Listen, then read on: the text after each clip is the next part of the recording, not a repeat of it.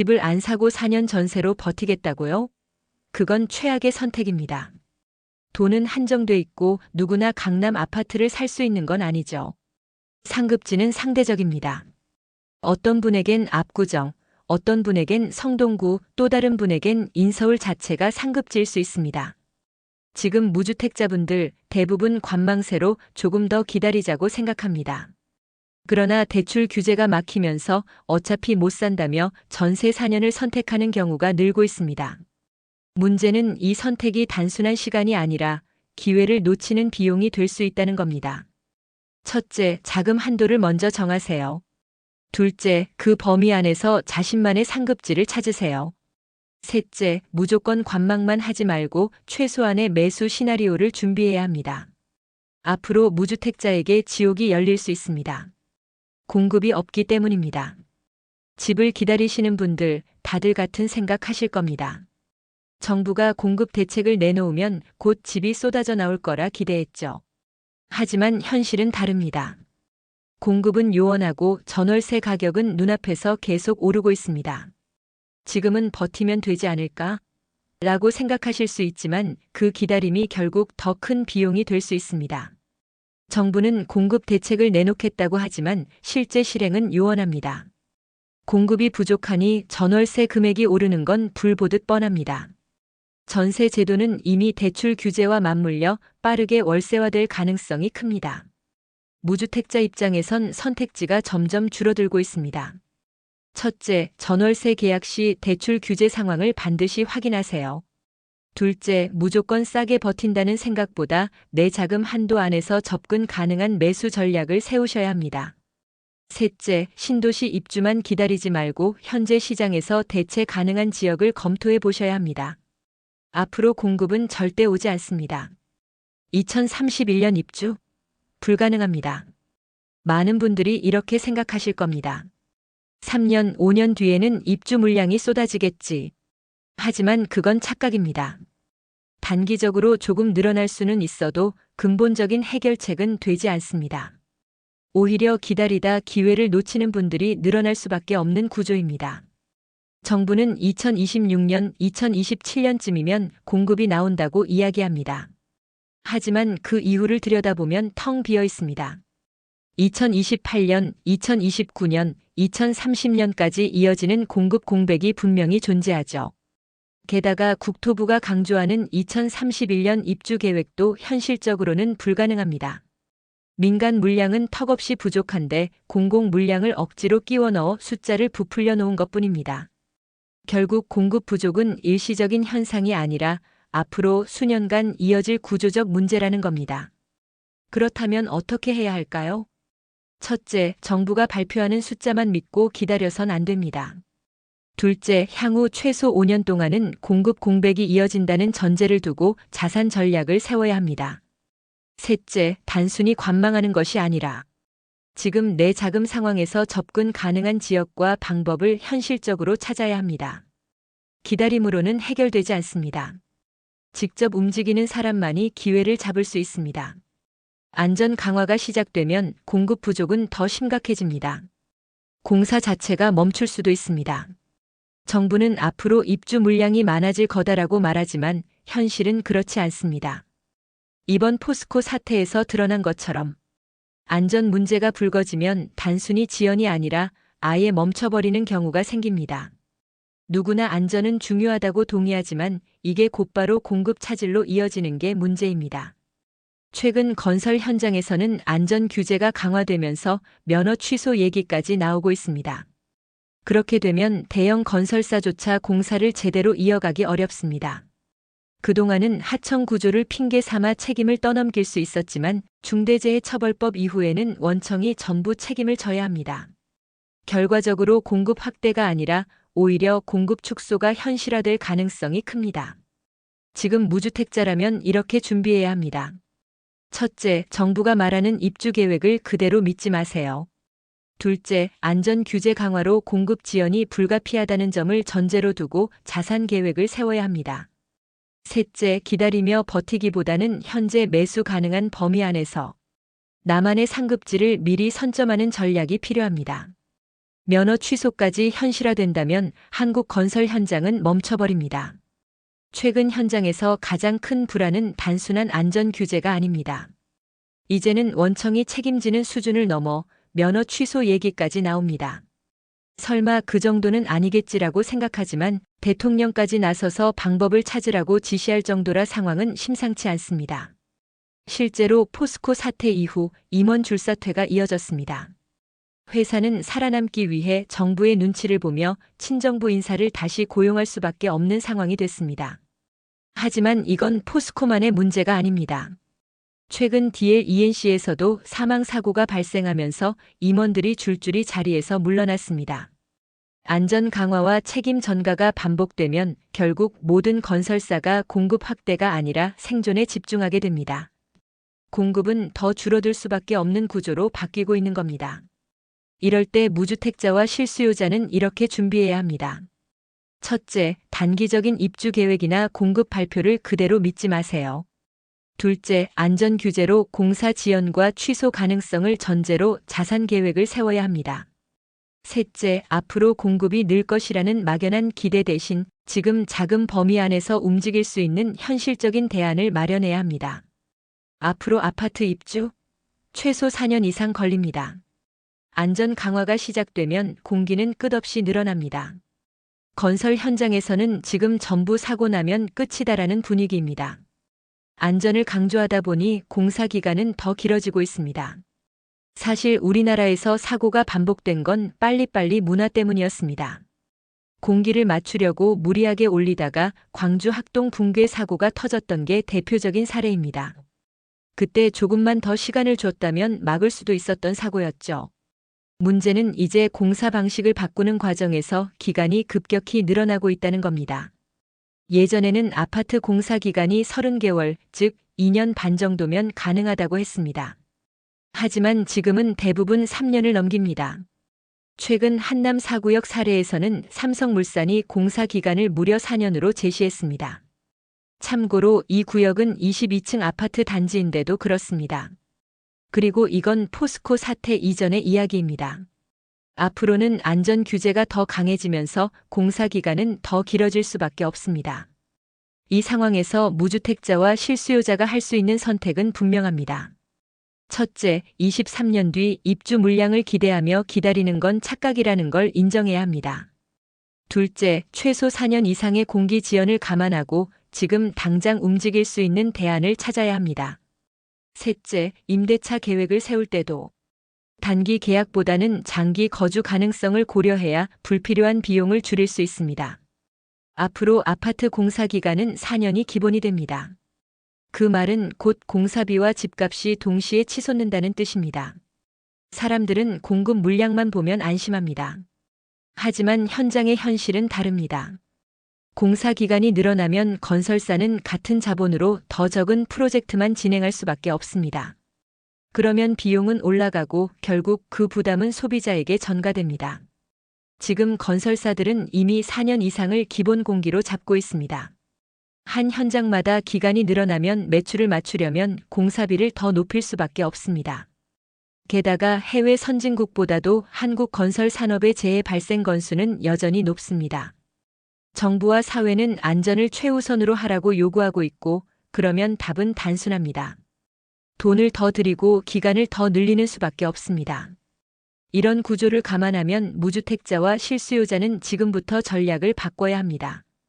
첫째, 곧 공급된다는 말만 믿지 말고 실제 공사 기간을 따져보셔야 합니다.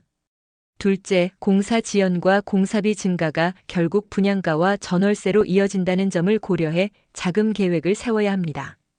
셋째, 신규 분양만 바라보기보다 이미 입주한 단지, 준공이 완료된 단지를 우선적으로 살펴야 리스크를 줄일 수 있습니다. LH 아파트가 왜 맨날 저품질 논란에 시달리는지 아십니까? 답은 간단합니다. 돈과 시간이 부족하기 때문입니다. 많은 분들이 왜 아파트마다 사건 사고가 끊이지 않느냐고 묻습니다. 건설사들이 일부러 부실하게 짓는다고 생각하시지만 그 이면을 들여다보면 다른 이유가 있습니다. 공사 기간은 턱없이 짧고 공사비는 억지로 눌러놓다 보니 품질은 당연히 떨어질 수밖에 없는 구조입니다. 민간 시장에서는 아파트 1평당 공사비가 이미 800만 원, 900만 원을 넘어가고 있습니다. 하지만 LH는 600만 원에 해라, 700만 원에 해라라고 강제합니다. 게다가 공사 기간까지 짧게 주니 건설사 입장에선 그 안에서 어떻게든 마진을 맞추려다 품질을 희생할 수밖에 없습니다. 그래서 LH 아파트가 늘 저품질 논란을 불러오게 되는 겁니다. 중요한 건 LH가 직접 짓는 게 아니라 건설사들이 제약된 조건 속에서 시공한다는 사실입니다. 그렇다면 소비자 입장에서는 어떻게 대비해야 할까요? 첫째, 분양가만 보지 말고 실제 시공 단가와 조건을 확인해야 합니다. 둘째, LH 단지처럼 공사비가 낮게 책정된 아파트라면 마감재, 하자, 리스크를 반드시 고려해야 합니다. 셋째, 입주 전 사전 점검 과정에서 품질, 체크리스트를 꼼꼼히 활용해 작은 하자라도 기록해 두는 게 필요합니다. LH가 직접 시공하지 않는다는 사실 알고 계셨습니까? 결국 모든 비용은 소비자에게 돌아옵니다. 많은 분들이 LH나 SH가 짓는 아파트는 정부가 직접 하는 거니까 안전하지 않겠냐고 생각합니다. 하지만 현실은 전혀 다릅니다. LH와 SH는 시행사일 뿐 직접 공사를 하지 않습니다. 결국 시공은 민간 건설사가 맡고 문제는 여기서부터 시작됩니다. 포스코 사태 이후 정부는 건설 사회 전체를 옥죄고 있습니다. 안전을 강화하는 건 당연히 필요하지만 그 결과는 명확합니다. 공사 비용은 늘어나고 공사 기간은 길어집니다. 그렇게 되면 분양가는 높아지고 집값은 더 오르게 됩니다. 결국 이 구조는 단순한 안전 규제가 아니라 사회 전체의 비용을 키우는 방향으로 흘러가고 있습니다. 다시 말해 지금 정부의 스탠스는 사고 나면 문 닫아라, 책임져라인데 이 방식으로는 주택 가격 안정이 불가능합니다. 이런 환경에서 무주택자와 실수요자가 취해야 할 전략은 분명합니다. 첫째, 정부 발표만 믿고 공급이 안정된다고 생각하지 마세요. 둘째, 안전 규제 강화로 인한 공사 지연과 분양가 상승을 전제로 자산 계획을 세워야 합니다. 셋째, 신규 분양을 기다리기보다는 이미 준공된 단지나 안정적으로 입주 가능한 물량을 우선적으로 살펴야 합니다. 무주택자분들 기다리면 집값 떨어질까요? 아닙니다. 오히려 더 비싸질 겁니다. 많은 분들이 조금만 기다리면 가격이 내려가겠지라고 생각합니다. 하지만 지금의 구조는 다릅니다. 공사비는 늘어나고 공급은 줄어듭니다. 기다린다고 해서 집값이 떨어질 가능성은 점점 더 낮아지고 있습니다. 앞으로 주택은 고비용 구조로 갈 수밖에 없습니다. 건설사 입장에서는 정비 사업도 감당 가능한 지역만 진행할 수 있습니다. 결국 핵심 지역 위주로만 공급이 이어지고 분양가는 자연스럽게 높아질 수밖에 없습니다. 실제로 진촌주공 아파트가 분양가 13억일 때 거품이다, 곧 빠질 거다라는 말이 많았습니다. 하지만 시간이 지나고 보니 그때가 기회였습니다. 정부가 구조적으로 가격을 떠받친 셈이었죠. 그렇다면 무주택자가 해야 할 선택은 분명합니다. 첫째, 기다리면 싸질 거다라는 기대를 버리셔야 합니다. 둘째, 내 자금 상황에서 접근 가능한 상급지를 지금부터 찾아야 합니다. 셋째, 분양가가 높아 보여도 장기적으로는 더 오를 수 있다는 점을 감안해 매수 전략을 구체적으로 세워야 합니다. 15억이 고가 주택이던 시절, 이제는 끝났습니다. 지금은 평범한 가격이 되어버렸습니다. 불과 몇 년 전만 해도 15억 아파트라면 고가 주택이라는 인식이 있었습니다. 대출도 막혔고 살 수 있는 사람은 극히 일부라고 여겨졌죠. 하지만 지금은 어떻습니까? 마용성은 20억, 25억을 훌쩍 넘어가고 있습니다. 서대문구, 동대문구까지 신고가를 찍으며 오히려 15억은 이제 중간 정도 가격이 되어버렸습니다. 2019년 1216대책 당시 정부는 15억 이상을 고가 주택으로 묶어 대출을 전면 금지했습니다. 당시에는 타당해 보였지만 불과 56년 만에 시장은 완전히 달라졌습니다. 노도강 정도에서만 15억 이하 아파트를 찾아볼 수 있을 정도로 기준 자체가 현실과 맞지 않게 된 겁니다. 결과적으로 고가 주택이라는 기준은 무너지고 집값은 더 넓은 지역으로 확산됐습니다. 이제 무주택자와 실수요자는 이런 흐름을 냉정하게 봐야 합니다. 첫째, 과거의 고가 주택 기준을 믿고 기다리는 건 위험합니다. 둘째, 지금의 시장 가격을 현실로 인정해야 합니다. 셋째, 내 자금 범위 안에서 올라가기 전에 접근 가능한 지역부터 검토하고 전략을 세워야 합니다. 무주택자분들은 이렇게 생각하실 겁니다. 지금이라도 주택임대사업자 물량에서 버티면 되지 않을까? 하지만 그 선택이 과연 안전할까요? 빌라 전세 시세는 이미 무너졌습니다. 대부분은 아파트를 원하시는데 아파트 임대사업자 물량은 이제 끝나가고 있습니다. 임대사업자 등록 아파트는 이미 신규 등록이 중단됐습니다. 남아있는 물량도 2026년, 2027년쯤이면 만료 시기가 도래합니다. 결국 앞으로는 빌라 물량 위주만 남게 될 가능성이 높습니다. 그런데 빌라는 시세가 급격히 무너지고 있어 리스크가 큽니다. 아파트는 희소성이 커지고 가격은 더 오를 수밖에 없는 구조입니다.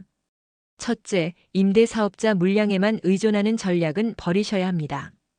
둘째, 아파트 신규 등록을 다시 열어준다고 해도 무조건 믿고 들어가선 안 됩니다. 셋째, 지금 내 자금 상황에서 현실적으로 접근 가능한 아파트 매수 전략을 준비해야 합니다. 임대 물량만 기다리다가는 더 큰 손해를 볼 수 있습니다. 아파트 임대사업자, 빌라 임대사업자 등록하면 호구됩니다. 많은 분들이 임대사업자 등록하면 뭔가 혜택이 있겠지라고 생각합니다. 특히 무주택자분들 중에는 이걸 버팀목으로 삼으려는 경우가 많습니다. 하지만 현실은 전혀 다릅니다. 등록한다고 해서 이득이 되는 구조가 아닙니다. 빌라의 경우 10년짜리 임대사업자 등록이 가능하지만 등록해도 혜택은 없습니다. 양도세, 종부세, 장기 보유 특별 공제 모두 혜택이 사라졌습니다. 대신 임대기간 10년을 채우지 못하면 과태료 3천만 원이 부과됩니다. 사실상 위험 부담만 있는 제도가 된 셈입니다. 아파트 역시 신규 등록은 막혀 있고 남아있는 기존 임대 물량도 곧 만료 시점이 다가오고 있습니다. 따라서 무주택자라면 이렇게 접근해야 합니다. 첫째, 임대사업자 등록이 유리할 거라는 막연한 기대를 버리셔야 합니다. 둘째, 현재 남아있는 임대 물량에 의존하기보다 내 자금으로 접근 가능한 아파트 매수 전략을 우선 검토해야 합니다. 셋째, 계약 갱신 청구권 같은 단기적 제도를 활용하더라도 장기적으로는 매수 타이밍을 잡아야 합니다. 전세 살다 쫓겨난 적 있으십니까? 안전하다고 믿었는데 주인이 실거주한다는 말 한마디에 집을 비워야 하는 상황이 올 수 있습니다. 처음엔 괜찮다고 생각합니다. 여긴 안전하겠지라는 믿음으로 들어갔는데 주인이 실거주하겠다고 하면 결국 쫓겨나야 합니다. 그 순간 전세 금액은 이미 올라 있고 내가 몇 억을 더 빌려 내 집을 마련할 수도 있지만 반대로 그 돈을 당겨 전세살이를 이어가는 수밖에 없는 상황이 될 수도 있습니다. 결국 가장 중요한 건 내가 원하는 주택이 어디냐입니다. 만약 인구 감소 지역, 인구 소멸 지역, 지방 중소도시에서 살 계획이라면 내 집 마련을 서두를 필요가 없습니다. 서울 안에서도 빌라나 오피스텔이 괜찮다고 생각한다면 굳이 급하게 집을 살 이유가 없습니다. 하지만 대부분이 원하는 건 아파트이고 바로 그 아파트에서 공급 부족이 가장 심각합니다. 즉, 유효 공급이 없다는 게 지금 시장의 핵심 문제입니다. 따라서 전략은 이렇게 세워야 합니다. 첫째, 내가 원하는 주택 유형과 지역을 명확히 정하세요. 둘째, 그 주택이 아파트라면 유효 공급이 부족하다는 점을 전제로 반드시 매수 전략을 세워야 합니다. 셋째, 무조건 기다리기보다 지금 내 자금 상황에서 접근 가능한 아파트를 우선 검토하는 것이 필요합니다. 서울의 역세권 신축 아파트 59,284이 중형 평형 찾으십니까? 이제는 거의 없습니다. 많은 분들이 꿈꾸는 건 똑같습니다. 대단지, 역세권 신축 아파트. 하지만 현실은 점점 멀어지고 있습니다. 앞으로 이런 집들은 공급이 더 줄어들 것이고 민원과 갈등을 무릅쓴 복합 개발이 아니면 기대하기조차 어렵습니다. 그렇다고 무주택으로 계속 남아있으면 어떻게 될까요? 월세가 올라가는 세상 속에서 더 힘들어질 수밖에 없습니다. 실제로 서울에서 중형 평형 신축 아파트 공급은 급격히 줄고 있습니다. 기존 재개발 재건축은 주민 반대와 행정 절차로 지연되고 새 택지는 찾기조차 어렵습니다. 결국 공급은 막히고 남은 선택지는 비선호 지역이나 빌라, 오피스텔 같은 대한주거뿐입니다. 하지만 수요자 대부분은 아파트를 원하기 때문에 희소한 중형 평형 아파트의 가격은 더 오를 수밖에 없습니다. 특히 강남 똘똘한 한 채는 더 간다는 말처럼 핵심 입지는 더욱 치솟고 있습니다. 그렇다면 지금 자금이 5억, 6억, 78억 수준인 분들은 어떻게 해야 할까요? 첫째, 강남 신축만 바라보기보다 내가 접근 가능한 상급지를 찾아야 합니다. 둘째, 지금 당장 살 수 있는 아파트를 좁혀서 선택지를 현실화해야 합니다. 셋째, 무조건 기다리기보다는 내 자금에 맞는 타이밍에서 실행하는 게 훨씬 안전합니다. 대세 상승장이 올까요? 아닙니다. 앞으로는 초양극화가 올 겁니다. 무주택자분들이 가장 많이 하는 걱정이 있습니다. 내가 어렵게 집을 샀는데 혹시 안 오르면 어떡하지? 이런 두려움이죠. 그래서 다들 묻습니다. 앞으로 대세 상승장이 올까요? 그런데 이 질문에는 함정이 있습니다. 시장이 일괄적으로 다 오르는 시대는 끝나가고 있기 때문입니다. 앞으로 모든 집이 다 오르는 대세 상승장은 쉽지 않습니다. 하지만 그렇다고 가격이 안 오른다는 뜻은 아닙니다. 빌라도 오를 수 있고 지방주택도 오를 수 있습니다. 문제는 격차입니다. 핵심 입지와 그렇지 않은 지역 사이의 차이는 점점 더 벌어질 겁니다. 단순한 양극화가 아니라 초양극화로 가고 있다는 것이 핵심입니다. 그렇다면 어떻게 해야 할까요? 첫째, 대세 상승을 기다리는 막연한 전략을 버리셔야 합니다. 둘째, 오를 수밖에 없는 핵심 입지를 선점하는 데 집중해야 합니다. 셋째, 내가 감당 가능한 범위 안에서 상급지에 들어가는 전략을 세워야 합니다. 이 차이가 몇 년 뒤 엄청난 격차로 돌아올 겁니다. 2026년 5월 9일 이후 다주택자 매물이 사라집니다. 그럼 집값은 어떻게 될까요? 많은 분들이 세금으로 집값을 잡을 수 있다고 믿었습니다. 하지만 현실은 달랐습니다. 지금 시장은 세금 규제 완화 얘기가 계속 나오고 있습니다. 그렇다면 앞으로 정말 세금 규제를 안 할까요? 아니면 오히려 다주택자 규제를 더 풀어야 할까요? 무주택자분들은 이 흐름을 제대로 이해해야 합니다. 윤석열 정부는 다주택자 양도세 중과세율을 폐지하려 했습니다. 하지만 국회 반대로 전면 폐지는 이루어지지 못했습니다. 대신 유예만 이어졌고 그 유예가 2026년 5월 9일자로 종료됩니다. 그때까지 조정 대상 지역 내 다주택자들은 양도세 중과 없이 매도할 수 있습니다. 하지만 그 시점을 넘기면 다시 중과세가 부활합니다. 결과적으로 2026년 봄을 기점으로 다주택자 매물이 대거 사라질 가능성이 큽니다. 따라서 전략은 명확합니다. 첫째, 무주택자는 2026년 5월 전후의 매물 출회를 반드시 체크해야 합니다. 둘째, 이때 나오는 물량은 마지막 기회가 될 수 있기 때문에 자금 계획을 미리 세워두셔야 합니다. 셋째, 유예 종료 이후에는 다주택자들이 매도를 꺼리면서 공급이 줄어들 수 있으므로 시점을 놓치지 않는 게 핵심입니다. 다주택자 규제? 팔라는 게 아니라 못 팔게 만드는 겁니다. 문재인 정부 시절 기억하시죠? 다주택자에게 집 팔라고 압박했지만 결과는 정반대였습니다. 팔면 세금만 수억 원, 많게는 8억 10억까지 나가니 다들 차라리 안 판다며 매물을 잠가버린 겁니다. 그 결과 시장은 더 왜곡됐습니다. 앞으로도 비슷한 흐름이 반복될 수 있습니다. 보유세는 재산세와 종부세로 점점 더 높아지고 취득세는 여전히 무겁습니다. 다주택자는 새로 집을 사기도 어렵고 기존 집을 팔면 세금 폭탄을 맞으니 결국 매물을 내놓지 않습니다. 이 구조 속에서 시장은 점점 똘똘한 한 채 중심으로 재편될 수밖에 없습니다. 문제는 다주택자 규제를 풀어야 한다는 목소리도 있지만 현 정부를 지지하는 진보 진영에서는 여전히 다주택자는 적폐다라는 프레임에 갇혀 있다는 겁니다. 무주택자라면 이렇게 대응해야 합니다. 첫째, 규제 강화로 매물이 잠기면 결국 핵심지 아파트만 강세를 보일 수 있다는 점을 인식하세요. 둘째, 똘똘한 한 채 선호 현상이 이어지므로 지금 작은 범위 안에서 상급지를 먼저 점검해야 합니다.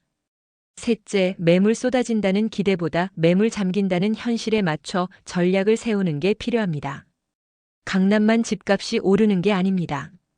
중요한 건 지금 당장 내 자금에서 갈 수 있는 나만의 상급지를 찾는 겁니다. 다주택자 규제 얘기만 꺼내면 이런 말이 돌아옵니다. 너는 다주택자니까 규제 풀리길 바라는 거 아니냐? 하지만 아이러니한 건 규제를 풀지 않으면 돈이 강남에만 몰려 미친 듯이 오르고 다른 지역은 제값을 못 받는다는 겁니다. 결국 무주택자 입장에서는 나는 뭘 해야 하지? 라는 불안이 더 커질 수밖에 없습니다. 원래라면 강남 아파트가 50억, 70억까지 치솟으면 사람들은 이렇게 생각해야 합니다. 이 돈이면 마포에 2-3채, 노원에 2채, 경기도에 3채, 광역시에 5채도 살 수 있는데 그리고 돈은 아래로 흘러내려가야 정상입니다. 하지만 다주택자 규제가 묶여있는 상황에서는 이 흐름이 막혀버립니다. 그래서 강남은 몇 억씩 뛰는데 다른 지역은 1억, 2억만 올라 상대적 박탈감만 커지는 겁니다. 결국 중요한 건 절대적인 가격이 아니라 격차입니다. 그렇다면 무주택자분들은 이렇게 정리해야 합니다. 첫째, 강남만 바라보지 말고 내 자금 안에서 갈 수 있는 상급지를 정하세요. 둘째, 상급지란 절대적인 기준이 아니라 상대적 기준입니다. 누군가에겐 압구정이 상급지지만 누군가에겐 성동 구동대 문노원이 상급지일 수 있습니다. 셋째, 내가 가진 자금에서 인서울 입성이 가능하다면 그것이 상급지이고 경기도라도 입성할 수 있다면 그것도 상급지입니다. 겨울은 반드시 옵니다. 부동산 시장도 마찬가지입니다. 무주택자로 기다리기만 하면 그 겨울은 훨씬 더 혹독하게 다가올 겁니다. 많은 분들이 이렇게 생각합니다. 지금은 불안하니 조금만 기다리자. 하지만 현실은 그렇지 않습니다. 전세를 살다가도 주인이 실거주 선언을 하면 쫓겨나야 하고 이미 전세값은 오른 상태일 수 있습니다. 결국 무주택 상태로 격차만 벌어지는 게 더 위험합니다. 지금 당장은 갭 투자라도 해서 최소한 발을 담가두는 게 필요합니다. 앞으로는 갭 투자 기회조차 막힐 수 있기 때문입니다. 경기도라도 수도권 외곽이라도 내가 감당할 수 있는 자금 안에서 먼저 매수해 두는 게 중요합니다. 무주택자로 남아있는 동안 시장은 계속 위로 움직이고 그 격차는 시간이 갈수록 커집니다. 첫째, 내 가용 자금에서 접근 가능한 지역을 정하세요. 둘째, 전세를 활용할 수 있다면 합리적인 수준에서 갭 투자를 고려하세요. 셋째, 무리한 연결이 아니라 은행 대출을 활용해 장기적으로 버틸 수 있는 구조를 만드는 게 핵심입니다. 열차는 이미 출발했습니다. 아직도 안 타고 계신가요? 겨울은 오고 있습니다. 물론 누구나 머리칸, 중간칸으로 가고 싶습니다. 하지만 돈이 없다고 꼬리칸에 타는 사람들이 불쌍한 걸까요? 아닙니다. 중요한 건 일단 탑승하는 겁니다. 열차를 타지 않으면 모두 얼어 죽었습니다. 지금 부동산 시장도 똑같습니다. 강남 열차는 이미 출발했습니다. 지금 못 잡았다면 마용성 열차라도 잡아야 하고 그것도 놓쳤다면 노도강 열차라도 잡아야 합니다. 노도강은 아직 2021년 전고점 대비 23억 낮은 곳들이 많습니다. 경기권도 마찬가지입니다. 일부는 회복했지만 아직 전고점에 못 미치는 지역이 꽤 있습니다. 즉, 아직 탈 수 있는 열차가 남아있다는 겁니다. 첫째, 내 자금에 맞는 칸부터 정하세요. 강남이 아니어도 마용성 노도강 혹은 경기권에서 아직 저평가된 곳들이 있습니다. 둘째, 당장은 꼬리칸 같아 보여도 열차에만 타면 시장이 움직일 때 함께 갈 수 있습니다. 셋째, 무주택 상태로 남아있으면 그 어떤 칸에도 탈 수 없고 겨울 한파만 맞게 됩니다. 꼭 강남, 마용성만이 답일까요? 아닙니다. 지금 중요한 건 내가 탈 수 있는 열차에 먼저 오르는 겁니다. 많은 무주택자분들이 이렇게 말합니다. 그래도 최소한 마용성은 가야지. 하지만 현실은 냉정합니다. 내 예산이 5억, 6억인데 어떻게 강남과 마용성을 바라볼 수 있겠습니까? 그렇다고 노원이나 도봉에 사는 게 패배일까요? 절대 아닙니다. 중요한 건 눈높이만 높여 기다리다가 탑승 기회를 놓치지 않는 겁니다. 지금 무주택자들에게 가장 큰 위험은 전세 축소입니다. 앞으로 전세는 줄어들고 월세가 늘어나면서 무주택자들은 점점 더 불리한 구조에 내몰릴 겁니다. 결국 중요한 건 언제, 어디서 내 집을 마련하느냐입니다. 강남이 아니어도 마용성이 아니어도 지금 자금으로 들어갈 수 있는 지역이 있다면 그것이 바로 전략적 선택입니다. 첫째, 내 예산을 정확히 파악하고 현실적으로 접근 가능한 지역을 정하세요. 둘째, 눈높이를 낮춰서라도 먼저 내 집을 마련하세요. 셋째, 지금은 꼬리칸이라도 탑승하는 게 핵심입니다. 열차에 올라타야 이동할 수 있고 다음 칸으로 갈 기회도 생깁니다. 남들과 비교하며 불안해하지 마세요. 중요한 건 지금 나의 주거 안정과 자산 방어입니다. 우리 사회는 자꾸 계급을 나누고 서로를 비교합니다. 그래서 무주택자는 패배자처럼 느끼고 작은 집을 마련해도 나는 부족하다라는 의식에 빠지곤 합니다. 하지만 사실은 다릅니다. 내 집을 마련한 순간 무주택자와는 전혀 다른 안정성을 갖게 되는 겁니다. 물론 구조적으로 집값이 무너질 수 있는 곳도 있습니다. 인구가 줄고 소멸 위험 지역이라면 굳이 들어갈 필요가 없습니다. 하지만 내가 살고 싶은 곳이 인서울 수도권 혹은 광역시라면 상황은 달라집니다. 그 지역은 여전히 수요가 많고 공급은 부족합니다. 그렇다면 답은 단순합니다. 내 예산 안에서 지금이라도 내 집을 마련하는 겁니다. 첫째, 내가 원하는 주거 지역을 분명히 하세요. 둘째, 예산에 맞는 주택을 찾고 작은 평형이라도 내 집을 확보하세요. 셋째, 상대적 박탈감이 아니라 절대적인 자산 방어와 주거 안정성에 집중하세요. 상대적 박탈감에 빠지면 결국 아무 선택도 못하고 무주택으로 남게 됩니다. 하지만 내 집을 가진 순간 월세 불안에서 벗어나고 자산은 방어됩니다. 기다림은 불안을 키우고 실행은 안정을 줍니다. 오늘 영상을 보신 분들은 비교가 아니라 나 자신의 절대적 안정성을 기준으로 선택하세요. 내 자산을 지키고 내 거주지를 안정적으로 확보하는 게 최우선입니다.